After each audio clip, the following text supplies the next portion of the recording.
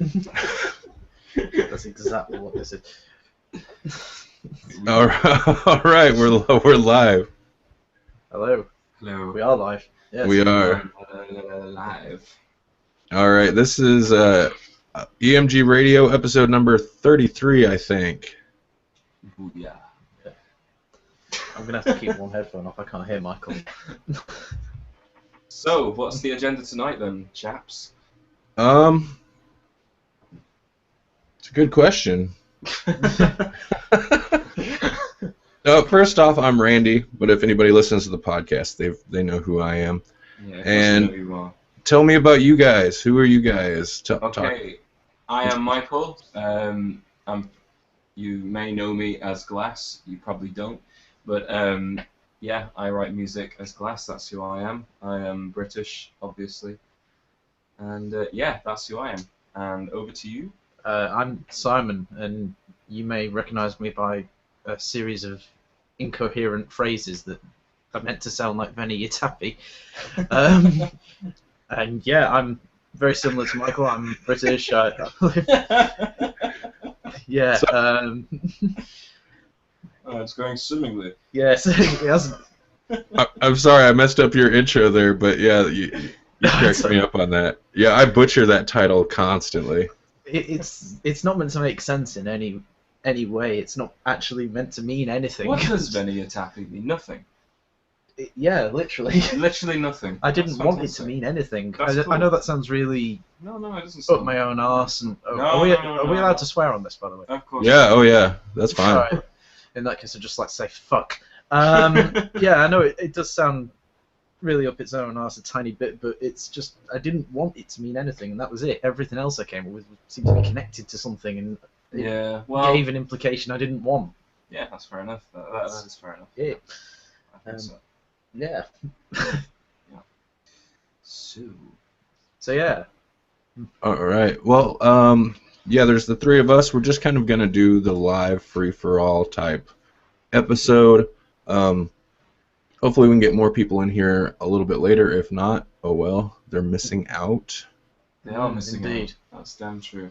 We've already put on Facebook for a few of them to join us, and hoping we get a few more in. Yeah, let's hope. I mean, come on, people. If you're listening right now, which you're probably not, come on down. Come enjoy what is EMG Radio Live with us. Yeah. Yeah. I doubt. If they're not on here, I doubt they're listening. But if they are, I posted a link in the group that should take you to like an invite page or something. If not, message me. I think I can see it. Yeah. Who else is scheduled to join? Anyone? Well, Brian Atticus is he's supposed to join up later. I'm not sure what he's doing right now. Daniel was on for a moment before you guys got on, but he was having trouble with his internet. And then James is not going to be on. He's at a birthday party, but he had joined for a moment, so I got to see like what was going on around his way. But yeah, I'm not sure. Like you guys have seen the comments, Onslaught 6, I'm surprised he's not on because that dude likes to talk. Would, you know. He's really good as well, that guy. You know, he's like he just goes on and on and on. He's got stuff to say, which is something we need. Which is something we need on this show. Yeah, absolutely. Yeah. I mean, this is a bit different to the way we broadcasted. I don't know if you want to talk about the process you use, Randall. Oh yeah, I don't care. Sure. Yeah, because that I'd find interesting. Because obviously, when I've listened to the podcast, I've not really been listening live because of various reasons. Mm-hmm. But I always hear it, and then I hear the music. I always wondered, do you play it live when you're recording this, or do you edit in afterwards? Well, I've done it many different ways, including this time is a totally different setup than I've ever used. But in the past, when I've done live shows, I had this program that I could play that would basically, it was like a virtual webcam that I would route up to Hangouts, and that way I could play audio files through this like virtual webcam, and that's how I used to play music. During the regular episodes, the non-live episodes, anymore, I would just cut the music in. Mm. Cut it in later. We'd just talk, and then I'd cut the tracks in later to kind of cut down on recording time. I used to play them live, even on the recorded shows, but yeah, like I said, this episode, like, I've actually got a mixer going on in here, which made the setup surprisingly a lot easier and a lot quicker, even though there's a whole lot more cords and equipment to deal with. We saw that, yeah. But I do not have it rigged to play any music right now. I mean, I could wire some music into it pretty quick, but I figured we'd just kind of just chill. Yeah. That's fair enough. I mean, what we've got set up here is just it's my recording thing, the H2 that I've got, Zoom H2. I've just got that, and then a splitter. And I think that's pretty much what we used when we played live last time, wasn't it? It was pretty much, yeah. Yeah, we had Michael pulling my headphone socket out at the moment by accident. I'll just be right back. Right. He's just going to be right back, he says. Taking half the room with him. Yeah. Sorry, Michael. Do you want me to get some more wine? Yeah, leave it for now. Leave it for now. Yes. I mean, we also used, as I said, we're not actually drinking loads, but yeah, we used QCart. I think it's called the program, and yeah, QCart, and then I just set up everything in that to play when I hit a key or a MIDI device. Oh, nice. We did our own intros and outros for things, which I think is a bit hit and miss with our show. Really, it's trying something out and seeing what happened. I don't really know. You guys did the episode, the EMG Radio UK episode, and that was good. The only issue I was having was the main issue was levels between you two. Yeah. One of you guys was like, I could hear one of you guys, and then the other guy was real low. Yeah. I mean, it's a similar setup, like I say, to what we have now, but there were a few. I think we've managed to refine it a bit more in terms of levels. Mm-hmm. Oh yeah, we've got a fan on in here at the moment, and I can't really tell if you can hear that. So there's a bit of an improvement there. It's at the moment it's really humid in the UK. We've had a lot of thunderstorms. Oh yeah. Yeah, getting a lot of bad weather. So yeah, late nights, humid weather. Got a fan on. Not exactly ideal for recording, but yeah. Michael has returned. Hello. He's returned. Yes. Returned. How are you doing? No, you guys, and maybe it's just like I've got your guys' audio coming through just on one side of my headphones because the setup's still not totally perfect, but I'm not getting like any of the fan sound or anything like that coming through. Oh, no. That's all right. And I am recording this. It's going out live on YouTube, and in the past when I've done those, we've ran the Hangout and then I'll rip the sound off YouTube later. But this time I'm recording it into my portable recorder, so I'll be able to refine the sound a bit later too. Yeah, that's cool.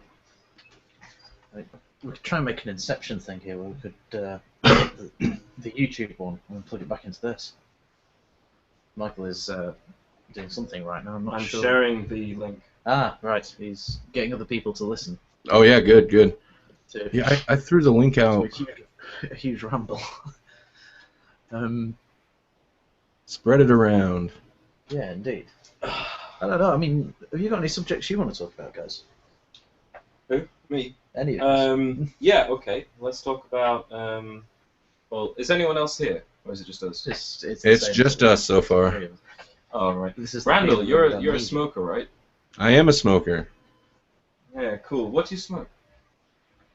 I smoke because they're cheap. I'm smoking Pyramids right now. Pyramids? We don't get those. Are you a normal smoker or a menthol smoker? Normal. See, I'm a menthol guy. I've gone through a period, like there was a several years where I'd switched over to menthol, and then I switched back. I think a lot of U.S. people will probably be like, "Oh, Pyramids," it's a pretty cheap brand, but a couple years ago, like, I guess it's been almost 5 years ago, I guess, there was a huge spike in taxes on these things, and all the cigarettes, the prices almost doubled. So I think I was smoking maybe Camels at the time, so I switched to Pyramids, because they're like the most normal tasting of the cheap cigarettes. Yeah. I'm sure people are very interested in this. Yes, of course. I'm completely abstract from this. Of course he is, because Simon is a good person. Yeah. I don't know. I mean, it almost feels like it's kind of nice to know there's a fellow smoker, because it almost, like, you know, so to speak, we're dropping like flies. Well, we are in a way. I mean, I understand the risks and blah blah blah, but like, I mean, it's, I don't know. There's nothing like lighting up a cigarette to me. lighting up a split. Just tasting that goodness. And every listener who smokes just lit up.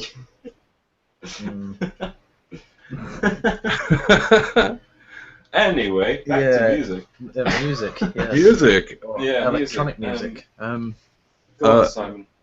Oh God. Give us that was the best I could pull out. Come on. Well, I know.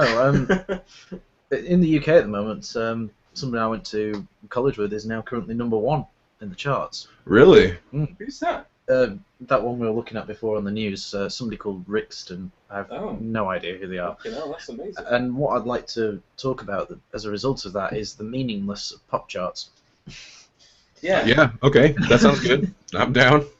I don't know. I mean, for me, it's kind of like your top brands of products, you know, like Coke, Pepsi, and so on. They're just there in the background. They're always going to be the top of things, and it's the same with everyone who's in the top. It's going to be Lady Gaga. I'm showing my ignorance now. Who else is a pop singer? That dude. Ronan Keating. Yeah, that guy. I don't fucking know who it is. No, that guy. What's he called? Pitbull? No. The dude who's like Millions of people listening to this and going, "Who's the dude?" The dude. Dude. Oh man, that guy. I wish millions of people were listening to this. Avicii. Avicii. Right. Avicii, yeah, that guy. Yeah. I've got less problems with Avicii. Yeah. The one I don't like that one where he's like wake me up all the way through it. I don't know if you really get that there, Randall. This kind of music. I don't know. It's the name doesn't sound familiar to me. But I'm also, I mean, if it's very popular music, I'm also not very keyed into that. So. No, I mean, it's the same with me. I work with quite a lot of people that are, and when I go on about music, I find that they're completely just removed from what I'm talking about. And they're wanting to hear about, like I said, Lady Gaga or Katy Perry, and it's like I'm saying with all these brands that are. Yes, I know. Sorry, Michael's handing me a note. Yes, it's like all these brands that are just far too. It's a good thing you can't see what he's doing right now. I don't think anything. I really want to know what the note is. I mean, obviously the point of the note is so that we don't know, but I really want to know. It's nothing interesting.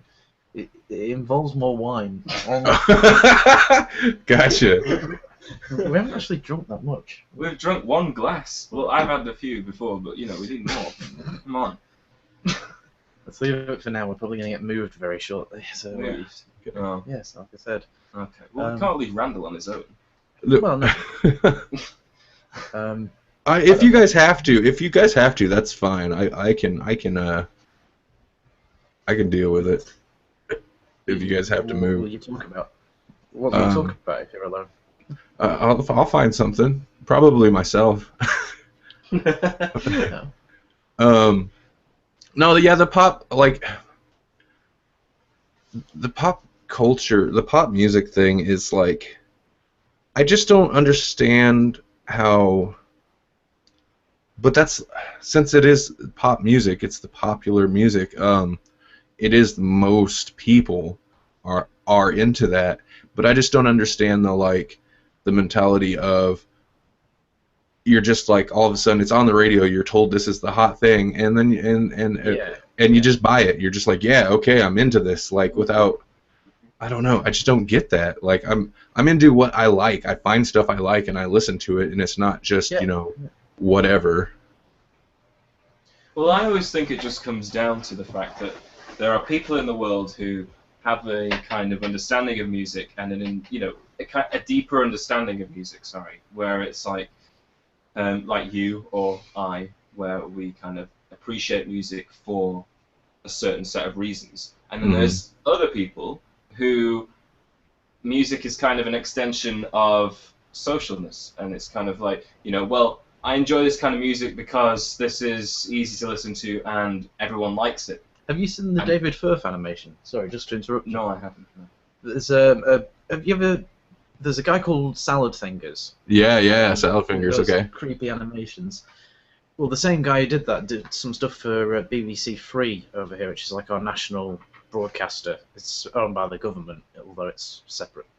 And he did some stuff on that about pop charts. It's on YouTube, this, so once this is over, everyone who's listening on YouTube, go and search it. And he was going on about the charts, and it was about social life, and they had this one guy on, he goes, I am the average person, I work 9 to 5 every day, and I like to go to work and at the weekends I like to party hard, I like to listen to anything that has got a good beat to it. But that's what I mean, it's pretty much that. No. But that's what I think anyway. I think that I can dance to it. I think that some people, it just comes down to the fact that there's some people, who appreciate music as music and look for things that are, look for musical qualities that are more than just, whether it's popular or whether it's easy to listen to, and that's what I think. And obviously there's more people who appreciate the popularity of a song than there are the quality of a song. And that's why we have the pop charts. That's what I think, anyway. I think you're totally right. It's similar with movies in a way, Of course it is. It's like with any art, really, isn't it? I mean, it's just. It's this sold a lot. Let's throw more money at it. Transformers. Yeah. Oh yeah. Oh dear. Oh, Michael Bay. Yeah. Transformers is such a weird thing, and maybe it's just because my circle of friends and stuff, but like they're so popular, but it's hard to find anybody who actually thinks they're good movies, But that's probably just because that's who I talk to, Well, I think obviously Transformers is like a cult thing, the original, and everything, and people grew up with it and then they've latched onto it and stuff like that, but I think Transformers movies have nothing to do with that whatsoever. They are just literally action movies for the masses, and they just appeal in every form, for the people who like action movies, which is just sex, the crazy amount of shit on the screen to make sure people don't get bored, and that's about it. That's pretty much it. I mean, it's a shame, really, because they are butchering things for people who are real fans of Transformers. I mean, I'm not. I never really grew up with Transformers, or I never really. I saw the movie when I was a kid. I know of them. I had a few toys when I was a kid, but like, I watched the films and I just thought, what is this? What is happening? And, it just looks stupid. I'm sorry, it looks so stupid. I mean, like, you've got these. That truck, Optimus Prime, and then it transforms, in inverted commas, into Optimus Prime, and it just looks stupid. It doesn't look like it transforms. It just looks like a mess. It looks like someone's just exploded something, and then it's like, and then it's Optimus Prime, and I don't know. I just think that's sad. Don't you? I think that's sad. Am I making sense? No, it makes sense. You're making sense. I think it's dumb. I do. I think it's dumb. And I don't like people. Well, I do like people, but I don't like people who say, you don't like this. It's fun. It's easy to watch. And it's like, yeah, fair enough. This is Michael's American accent. But no, that's not American. and it's like, I always get this problem when I talk to people. They're always like, oh, you don't appreciate this movie, and it's like, well, no, and it's like, it's just a bit of fun, and I'm like, yeah, I get that, but I've seen films, you know, like Amelie and you know, Django Unchained. There's a recent one that's just fucking amazing, and you know, if a filmmaker like Quentin Tarantino can captivate an audience like that with film, and then you compare it to a Michael Bay film called Transformers: The Dark Side of the Moon, which is just 90 minutes of chaos on the screen, then, you know, you can't really compare them, you know what I mean? And it winds me up, because once you get into a film like Quentin Tarantino's and you experience the emotional connection and everything and all the great cinematography that is in there, you can't really appreciate Transformers. Well, yeah, like, you can have just a bit of fun, but there's also, like, a difference between that and just lazy filmmaking and bad taste, and, like, I don't understand why you can't have that, why you can't have fun, and you can't have, like, a spectacle and not at the same time have quality. Like, you can do that. It's just they don't. It's damn true. I mean, you can make a fun, light, you know, movie that isn't heavy. You don't have to require. There's no some sort of moral undertone. There's nothing, and it can still be amazing. Look at the Grand Budapest Hotel. Oh, this is so we went to watch the Grand. I don't know if you've seen it, Randall, but the Grand Budapest Hotel. It's a Wes Anderson film. It was amazing, and it was not. There was no real big thing about it. There's quite a few people who don't like Wes Anderson as a director, and it's to do with his style. But that's just his style of telling it, and it works for me and it works for you, and in general, the consensus I've got from people's reviews of it is that it's amazing. It was amazing. It was light. It was funny. It was a lot of fun to watch. But it was good at the same time. It was so good, and it was on par with anything else. You know, there was actual action in it as well, even though it had everything else that normally makes a film not have action. You see, and that is an example of how you can have that. But then you get shit like, what did I see? Oh, you probably won't have this over there, Randall, but there's this thing, we saw it, called Mrs. Brown's Boys. Have you ever heard of that? No, I have not. No, you wouldn't. It doesn't translate well. No, but the thing is, right, there's this film, there's this TV show, sorry, and it's called Mrs. Brown's Boys, and it's an Irish TV show, and there is an Irish man who dresses up as an old lady. The thing that I should say there, Irish comedy really gets made in Britain. Well, yeah, even though it's Irish, it's like Father Ted. It's Channel 4 making it. It's not the Irish making it. Well, it's Irish people working for a British company. But to be honest, I don't. Well. But you see, the thing is about this Mrs. Brown's Boys is that it was probably 90 minutes of the most boring, repulsive, racist shit that I've ever seen. It was not the most repulsive thing I've seen. Well, it was for me. It was. Oh God, I can't believe I sat through that movie. I wanted to walk out. Yeah. It was absolutely dreadful. But anyway, they make shit like this and pump it to the masses, and it's just it really gets to me, because it's like, what a waste! What a waste of money! Oh yeah. Waste of money that is. It was expensive. Millions to make, and it's just. They do. They cost millions. Millions to make. Even it's terrible. The scenes in it when you can tell they've closed the roads around. They've closed the roads around Dublin.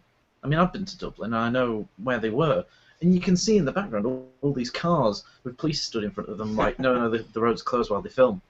It's not that difficult to edit that out or to film from a different angle.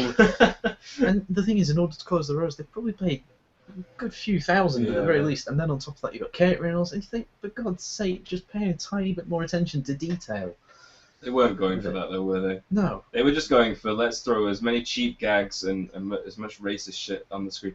You know, I'm okay with like poking fun at different cultures. You know, I mean, like I love it when people poke fun at the British culture. I think it's hilarious. But you know, when you've got a character called Mr. Wong or Mr. Wang, whatever it fucking was, and he's got a bowl cut haircut, and he's like, "Hello, I am Mr. Wang." You know, it's like, fuck's sake. Really? Yeah. It's just, and it was not even funny. There was no it's not real. Just that it's not funny. That had nothing to do with the TV show. It was just thrown in for the film. There was no like funny like things about it. It was just like, this is an impression of a Chinese person. Here you go, and it was like, okay. Yeah. That's. It's cheap. It isn't the worst thing I've seen this year, and that's the Keith Lemon movie, and that is on Netflix. I don't know if it's on American Netflix. Actually, it should. No, it isn't. Is it not? I had American Netflix, but it's reset back to the English one now. But that, I mean, I couldn't watch that in more than 20-minute sittings. Every 20 minutes I had to walk away because it was just so vile. And I don't mean vile in a good way. I mean, it was like, there were bits in it, where it's like, we could come up with this invention, regain your fortune. He goes, oh, amazing. Oh, and while we're at it, I can get my cock enlarged. And you go, oh my God. Is this the level we're at? It's pretty repulsive stuff.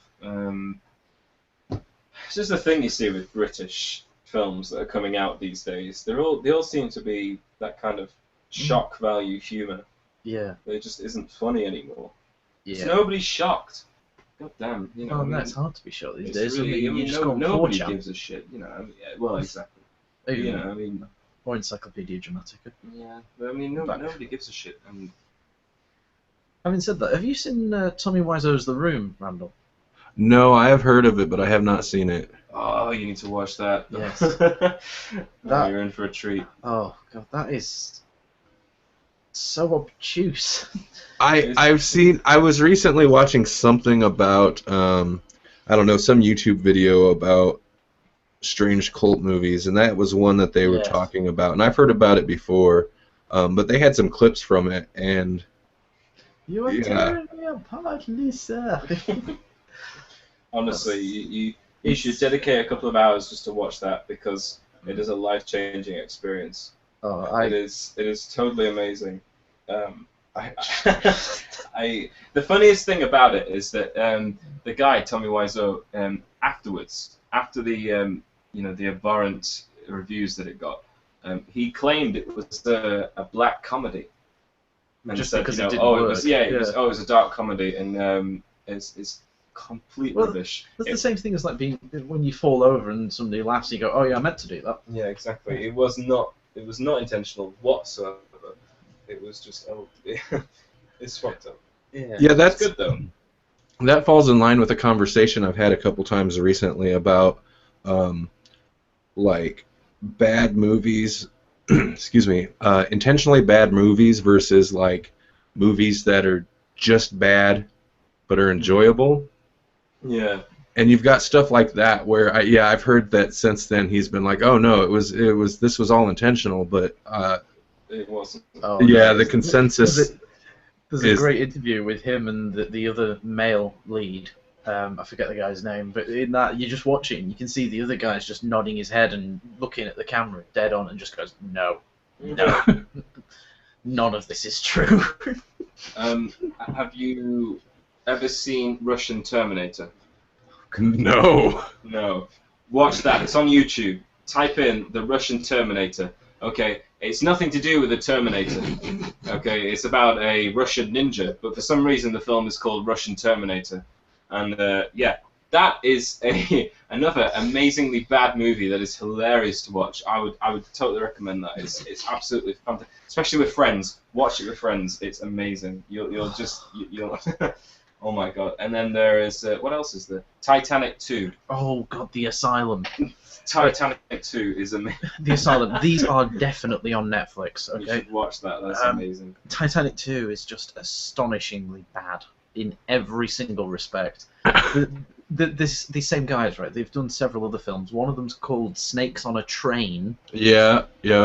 Another one is something like sharks with lasers attacking Godzilla or something. I don't know, but just every single one of them I've seen, and I've only watched bits of the others. But Titanic 2, we sat and watched that. We watched that. It was interesting. Oh my God. Bloody hell. That was just astonishing.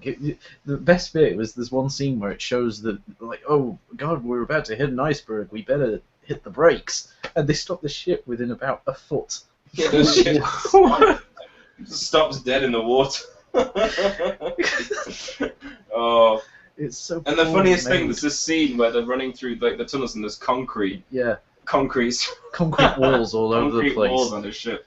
And then there's a nuclear submarine that's meant to be following it for some odd reason that I can't even remember why it made Oh, sense. it's funniest thing. I mean, But the controls in the nuclear submarine, it's literally just, you know, an electrical distribution cupboard. It's that. It is just literally, this is the fuse box from the hotel we were staying in. And that's the controls of the nuclear submarine. It's astonishing. It's amazing what they recycle as their props. It was fantastic. At least they're trying, Yeah. I guess. It was so funny. And it's. I like movies like that are funny to watch because they're so bad. You know, I mean,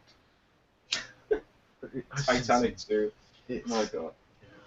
Now, would you say, okay, that kind of plays into, because I was talking not long ago with people about, and I haven't seen them, but the Sharknado movies.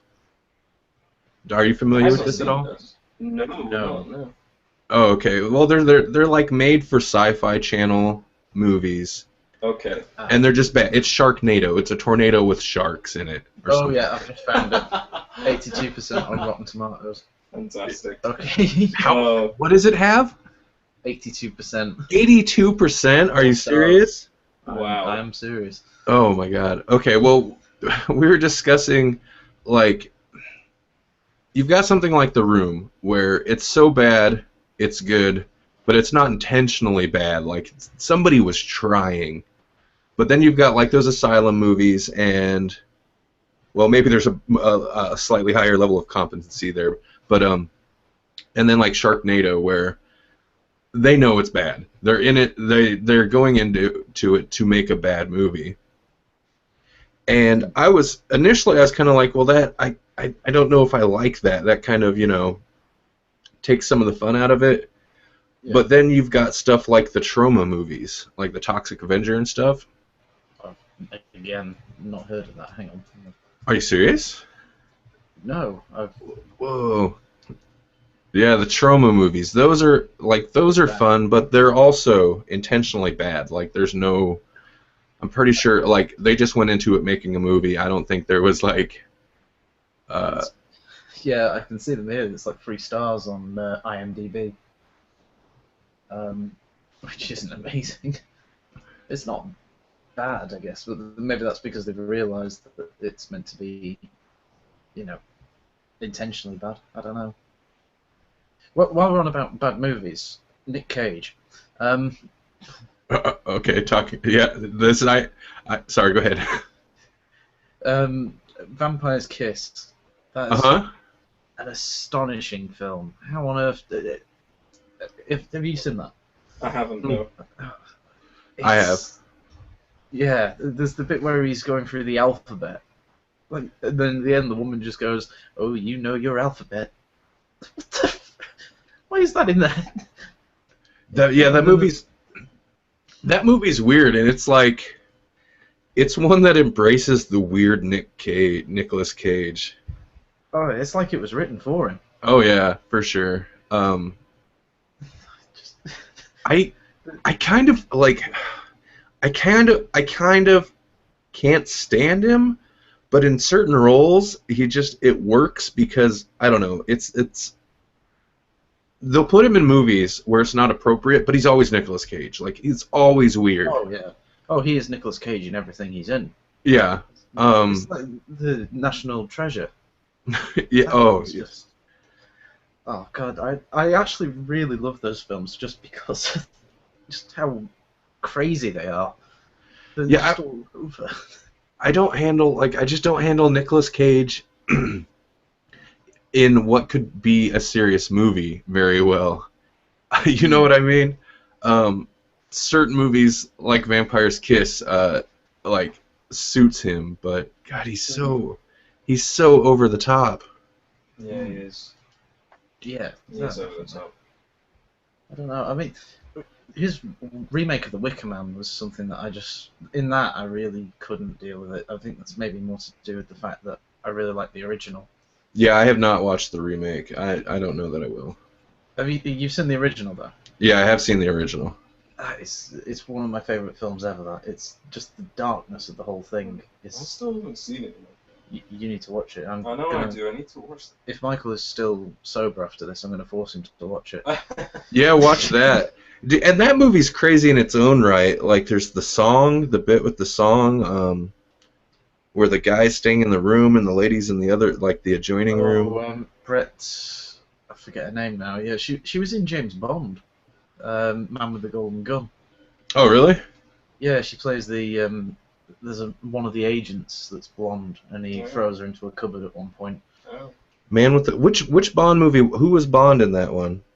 It was Creepy Roger Moore. Roger Moore. Okay, yeah, I'm not super familiar with his.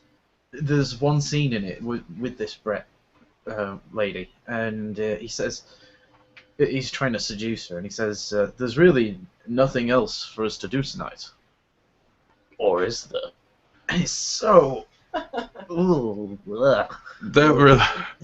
Oh dear. What a bizarre casting choice, like. Because Bond's an underwear model or something. No, that was George Lazenby.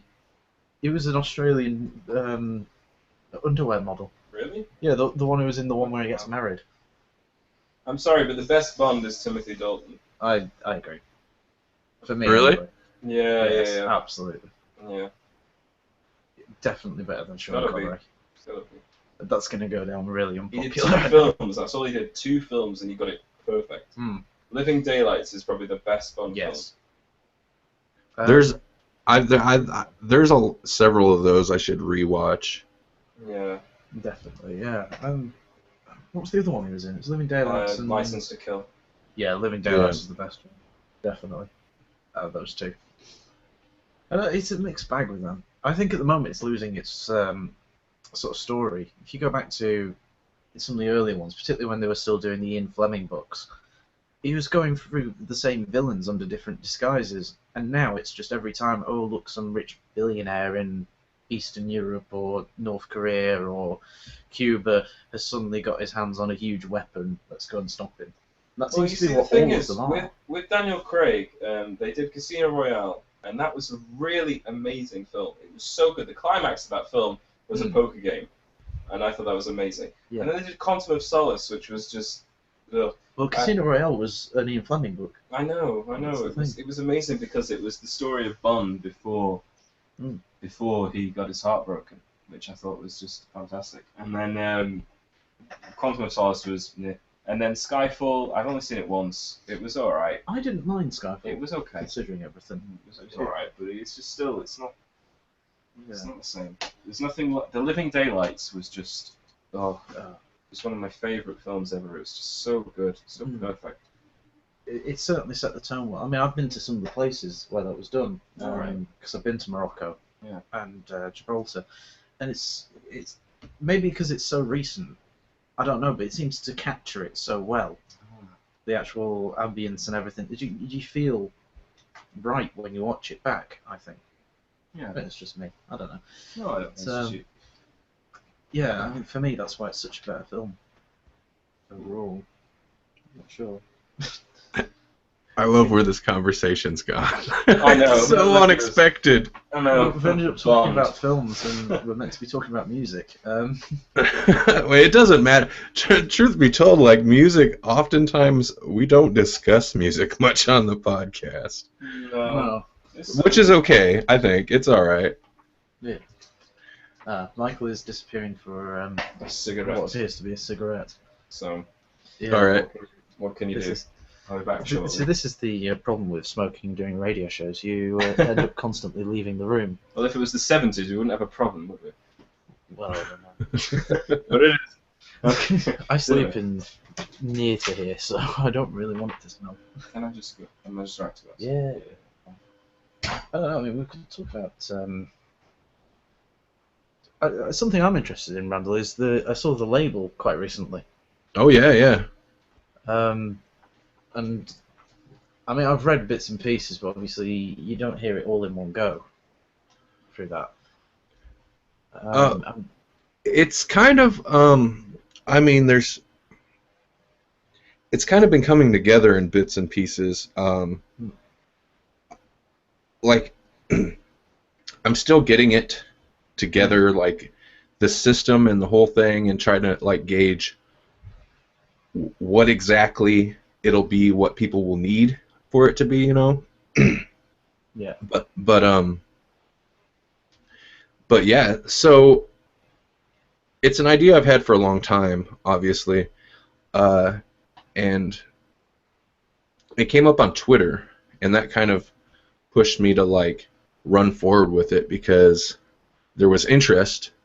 But basically, I mean, the core electronic musicians group stuff will stay the same. We'll have the, you know, the group and the members and all that. Yeah. But yeah, we'll start releasing, I mean, with artists who are interested, start releasing albums under the electronic musicians group title as a label. And right now, what I'm setting up with it is the best / cheapest way to distribute. You know, keep costs down, but also like find distribution routes that are, I mean, useful. Obviously, gets the music to the places people might want it. And then other kinds of services. People have been talking about. Some people would be interested in mixing and mastering services, and that's something we can definitely look into. Excuse me. The main thing that I think is troublesome initially would be promotion. I mean, we can do the usual type promotion like we normally would, but for bigger promotion, that's more expensive. Yeah. But yeah, basically the idea is, I hate to say sign, but that's kind of how it is. Artists that are interested, we would sign on to release albums under the record label of Electronic Musicians Group, and then that would take care of distribution, ideally promotion, but like I said, that's an expensive part. And then I'm also looking at like physical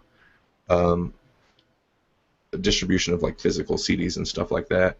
Yeah, I think that's the most important part of a label now, is the actual physical aspect more than anything. Well, yeah. Oh, sorry, go ahead. No, I was just thinking about, I remember a band that we have over here called Enter Shikari, and there was a moment about, it's nearly 10 years ago now, where we heard about them, and it's like, well, what label? It wasn't a big thing, but it was. We've got a newspaper called Kerrang, magazine, and in that it said like these guys have set up their own label. I just remember at the time everyone I was with was going, what? Like, how? How have they set up their own label? How is this possible? You know, how on earth have they managed all this? And of course, it was nothing majorly new, but in sort of my, at the time, local knowledge of music, you're thinking, well, why have they done it? And you read it, and the main reason why they did it was distribution. It was, they wanted to get their own stuff out there without having to go through somebody else. But I can see the advantage of a label for doing that. The Warp Records, for example, I'm very fond of. But it's because they seem to sign up people who are very similar. It seems to be a good. It seems to be like a stamp that says, you know, this isn't going to be a certain thing, or is going to be a certain thing, I guess. That's probably one advantage, really, of a label. You know what sort of stuff's going to be signed to it, unless you get Universal or Sony BMG, where it's about 1 million bands signed up to it. Well, yeah, and that's the cool thing about a lot of smaller labels is you can like follow the label as I mean, it's a brand, but you can follow the label itself and know that you're going to get a certain quality or a certain style or genre of music, regardless who they have signed. You kind of know at least like what area, and if you find a label that has like a bunch of artists that you really like, chances are, you know, it'd be worth checking out other artists that they carry, and that's definitely a cool thing with the smaller labels that specialize in specific things like that. And like I've thought about that with EMG, and the group itself is interesting because like if you listen to the compilation albums, like there's quite a variance in styles. Yeah. And And I've thought about how that works in terms of a label. Now, everybody who's in EMG isn't going to be interested in participating in the label aspect, and that's fine. Yeah. So I've been trying to figure out what it is that like ties most of us together, and nailing down like how to define that. And because it's beyond just electronic music, because we've got some artists that, I mean, like Daniel Maldonado. I mean, he has several projects, and some of them you could define as electronic music, and then some of them are like black metal, and where there's very little obvious electronic, like typical electronic music influences. If somebody like that was interested, how would that fall into it? And I kind of like the idea of a certain level of quality, but also like the idea of a lot of us are very, driven by just the desire and passion to make music. We're not all looking to like make money or just put out hip music, Yeah, no, I get what you're saying there. Yeah. By the way, Michael is back in the room now. Hello. Hello. Hello. We've been talking about the label. Oh, right, cool. Yes. But also like the do-it-yourself. They call it bedroom musician type, bedroom producer type thing. But I remember hearing that when Fatboy Slim came along. That's what everyone used to say about him. Really? Yeah. I remember people who were older than me just being astonished. Like, he made it in his bedroom? What? How? Again, similar to what I was saying before about that band that set up their own label. Like, how? It was just the main thing at the time. And it's interesting because both of those things, I think, and it comes down to the tools being available to do so, but both those things I think are way more common now. Oh, absolutely, yeah. Most of them... Sorry, go ahead. No, I was just going to say, like, I've got Reaper, for example. I think that's about... it was like £10 or something. I can't even remember. That's like $15, I think. But that, you can get your hands on something like GarageBand pretty easy. Mm-hmm. And start making some sound. And you can do it with a keyboard, like your keyboard on your computer. Oh, yeah. I mean, if you've got Windows... I don't know about Windows too much. But I'm sure there's some alternatives that are out there. But they're there's becoming more common. So. There's all kinds of for Mac and Windows. There's all kinds of programs. I've searched out. There's like free DAWs you can find. The quality of them might be questionable. It just depends. But I've been interested in the idea of searching out all free software. Like, I wouldn't mind doing this sometime. Searching out all free software. There's a couple free mixing programs that look interesting. Using free synth VSTs, because there's a ton of those. Yeah.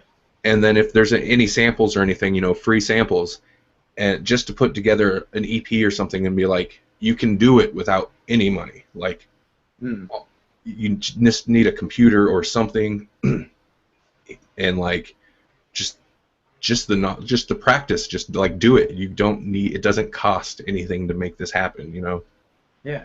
I love that idea. I've always liked the idea, and it's a combination of like not having the money to throw around, and also the, like we were talking about pop music, kind of like the anti-pop mentality of like, you don't need all that in order to do it. You can just do it.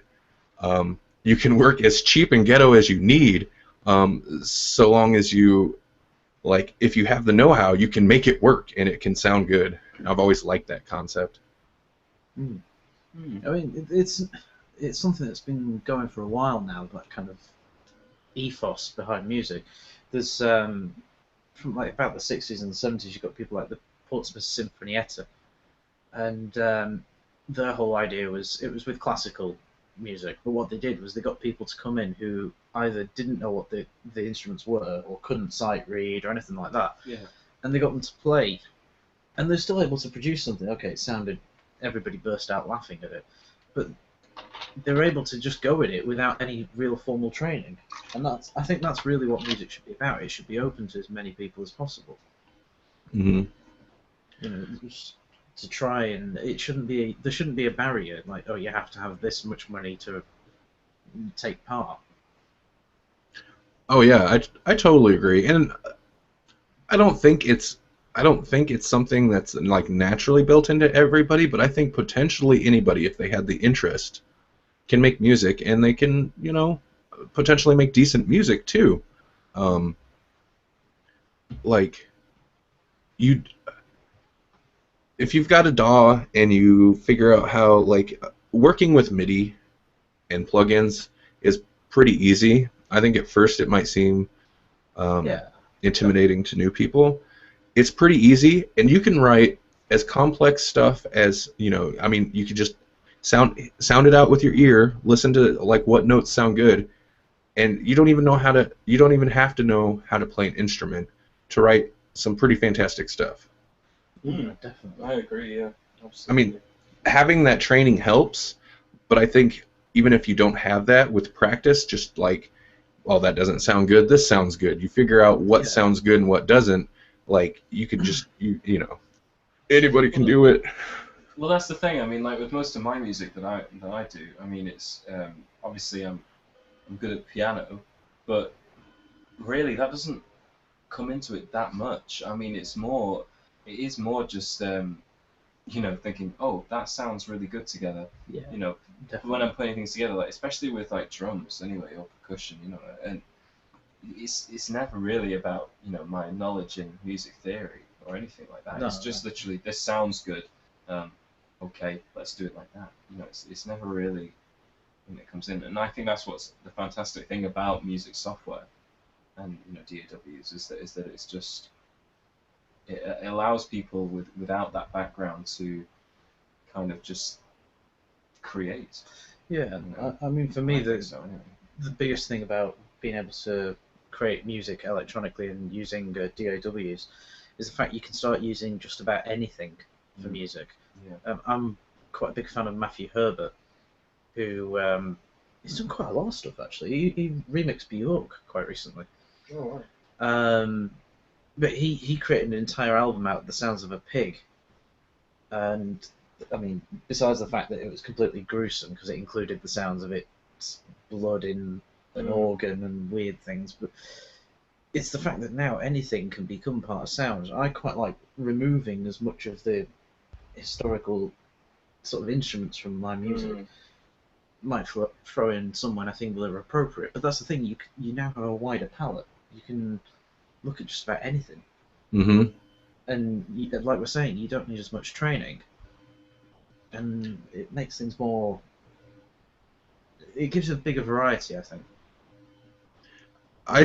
Before I figured out how plugins worked and like exactly what the relation to MIDI was, I was mixing with